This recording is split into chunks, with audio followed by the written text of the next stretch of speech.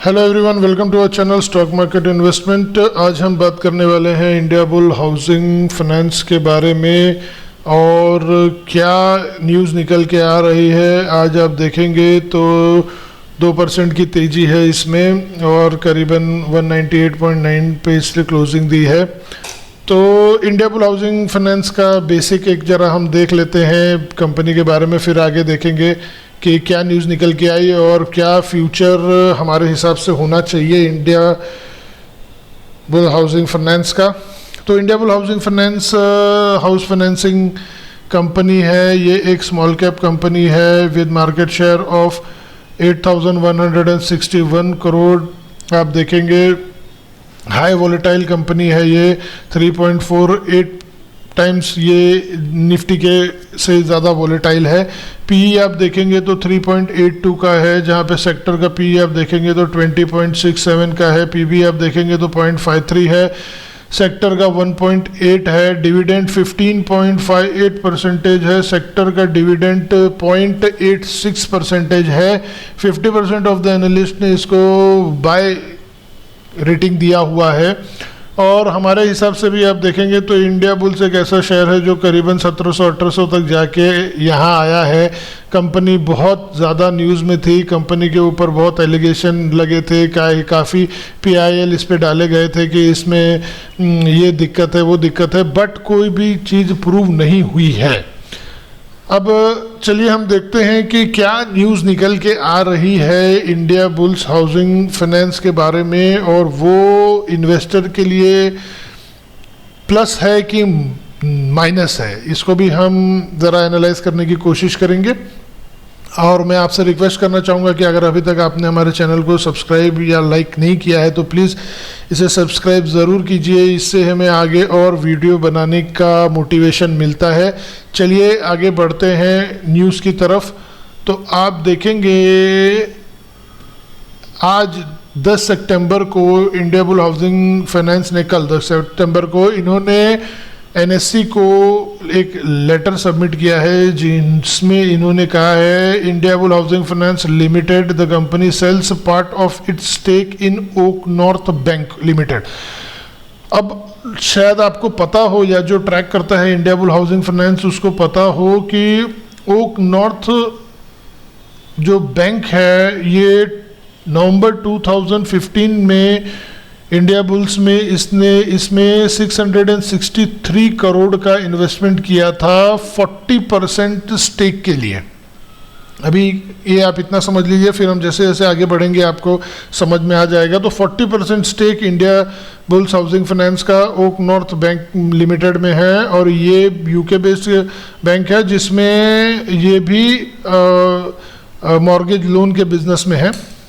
तो इन्होंने बताया है कि इन्होंने ऑन द फॉलोइंग ये सोल्ड अ पोर्शन कितना पोर्शन सेल किया है ये इन्होंने डिस्क्लोज नहीं किया है to highsec ventures LLC for 440 crore. The sale proceed will be aggregated to the regulator net worth and the CRAR of the company.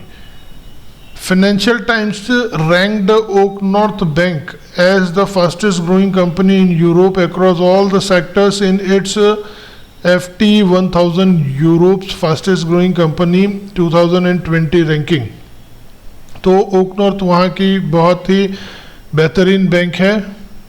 और ये कंपनी ने ये भी मेंशन किया, the company plans to conclude few other transactions on the partial stake sale. कुछ और transaction ये करेंगे ओक नॉर्थ में over the next few days, आगे कुछ दिनों में। The disinvestment in Oak North bank will result in boosting CRAR and shall free up capital to grow the loan book of the company. तो ये इन्होंने जो भी पैसा आएगा वो ये CRAR के लिए उसको यूटिलाइज करेंगे और लोन बुक जो है कंपनी का वो ग्रो करने के लिए यूटिलाइज करेंगे। जैसे कि आप जानते ही हैं कि आगे मोरेटोरियम का टाइम चल रहा है, तो कंपनी के पास लिक्विडिटी होने से इन्वेस्टर में एक जो भरोसा है वो बहुत बढ़ जाता है। इन्होंने ये मेंशन किया है कि Oak North bank was launched in September 2015. The company had invested 663 crores in November 2015 for 40% stake in the bank. With first major investment from Indiabulls Housing Finance in 2015, the bank started addressing the mid-market funding gap in UK. और तब से बहुत बेहतरीन करी, 11 महीने में ही वो profitable हो गई थी. And within 4 year operation of grow the deposit to 3 billion उनका डिपॉजिट हो गया और 4 बिलियन उन्होंने लैंड कर दिया था. अब आइए जो हम बिजनेस स्टैंडर्ड के न्यूज़ पे आ जाते हैं कि उनका क्या एनालिसिस है. बिजनेस स्टैंडर्ड ने भी सेल के बारे में बताया है. बिजनेस स्टैंडर्ड से हमें एक और चीज़ ये पता चल रही है कि नवंबर 2017 में 10% इन्होंने स्टेक सेल किया था 770 करोड़ में. तो आप सोचिए 40% इन्होंने 2 साल पहले खरीदा था 663 में और 10% सेल किया था 770, मतलब मोर देन 5 times ये कंपनी 2 साल में बड़ी हो गई थी. इन्होंने उस टाइम पे सिंगापुर ओन्ड इन्वेस्टमेंट आर्म्स को ये GIC को बेचा हुआ था. अब फिलहाल इन्होंने ये 440 करोड़ में बेचा है. बट किसको बेचा है और कितना परसेंटेज किसको बेचा वो तो पता, बट कितना परसेंटेज बेचा है ये हमें नहीं पता है. दूसरा एक और चीज़ थोड़े दिन पहले हमने देखी थी कि QIP लेके आया है, वेडनेसडे को ले आया था और इंडियाबुल्स ने 206.7 पर इक्विटी शेयर पे, और कितने का आया है ये इन्होंने नहीं बताया. बट ऐसा अनुमान है कि 700 करोड़ का QIP लाया है. वो भी जो पैसा आएगा वो बहुत हेल्प करेगा. Indiabull housing finance has plan to sell the remaining stake in the near future. Indiabull has fund raising to QIP and recent stake sale possibly remain the. आप देखेंगे a high capital adequacy ratio will provide comfort to the investor in an uncertain times. तो uncertain times में एक comfort provide करेगा और company को financially भी काफ़ी स्ट्रांग बनाएगा, ऐसे रिसर्च एनालिस्ट लोगों का मानना है.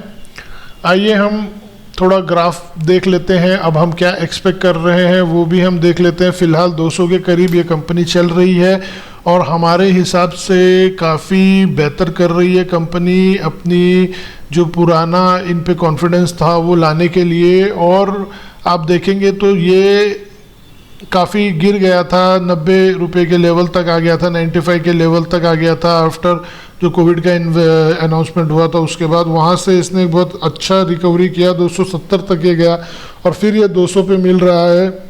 मेरे हिसाब से शॉर्ट टर्म में 260 270 इसमें आराम से आदमी देख सकता है. और अगर थोड़ा लंबा नज़रिया देखे तो 350 के लेवल भी इसमें बहुत नियर टर्म में हम देख सकते हैं. ये बहुत बेहतरीन कंपनी है. इंडियन फाइनेंस हाउसिंग फाइनेंस का जो सेक्टर है उसमें इनकी ऑनलाइन सर्विसेज है वो भी बहुत अच्छी है. जो भी होम लोन के लिए अप्लाई करता है आप 4 कंपनी में अप्लाई कीजिए और इंडियाबुल हाउसिंग फाइनेंस की सर्विसेज आपको पता चल जाएंगी और लोग इसको क्यों प्रीफर करते हैं वो भी पता चल जाएगा.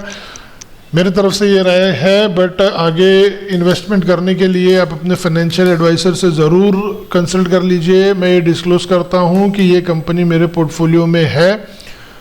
And thank you very much for being with me और ये वीडियो देखने के लिए. और प्लीज़ लाइक और सब्सक्राइब ज़रूर कीजिएगा. Thank you so much.